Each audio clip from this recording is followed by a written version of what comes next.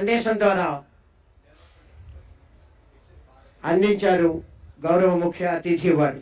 అదిగో అల్లదిగో వస్తోంది మన ముందుకు పంచాయతీరాజ్ ఇంజనీరింగ్ డిపార్ట్మెంట్ వారి శకటం.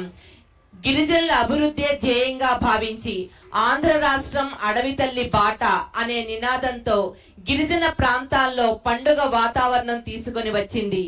ఆంధ్రప్రదేశ్ లో మారుమూల గిరిజన గ్రామాలకు రోడ్డు సౌకర్యం కల్పించడమే లక్ష్యంగా మన రాష్ట్ర ముఖ్యమంత్రి వర్యులు శ్రీ నారా చంద్రబాబు నాయుడు గారు మరియు డిప్యూటీ సీఎం శ్రీ పవన్ కళ్యాణ్ గారు అడవి తల్లి బాట కార్యక్రమానికి శ్రీకారం చుట్టారు.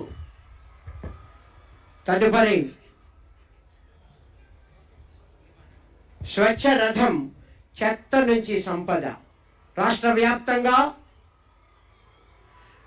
660 మండలాల్లో స్వచ్ఛ రథాలు అందుబాటులోకి వచ్చాయి. కోట్ల విలువైన వ్యర్థాల సేకరణ. జూలై 2025లో స్వచ్ఛ రథం కార్యక్రమాన్ని పైలట్ ప్రాజెక్టుగా ప్రారంభించి సక్సెస్ అయినటువంటి విజయం స్వచ్ఛ రథం. అదిగో డిజిటల్ భారత్, డిజిటల్ ఆంధ్రప్రదేశ్ నిర్మాణంలో భాగస్వాములుగా నిలుస్తున్న కాకినాడ జిల్లా ప్రభుత్వ పాఠశాలలు.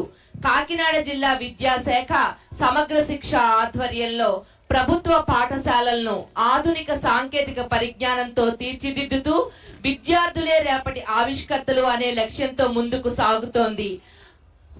34 పిఎంశ్రీ పాఠశాలల్లో ఆధునిక సైన్స్ ల్యాబ్లు ఏర్పాటు చేసి ప్రయోగాల ద్వారా విద్యార్థులకు శాస్త్రీయ అభ్యసనాన్ని అందిస్తున్నారు.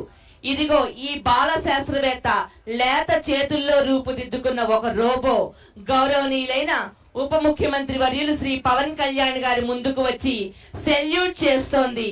ఇది కేవలం ఒక రోబో కాదు, మన ప్రభుత్వ పాఠశాలల్లో పుట్టుకొస్తున్న శాస్త్రీయ ఆలోచనకు, సృజనాత్మకతకు, నూతన ఆవిష్కరణలకు ప్రతీక.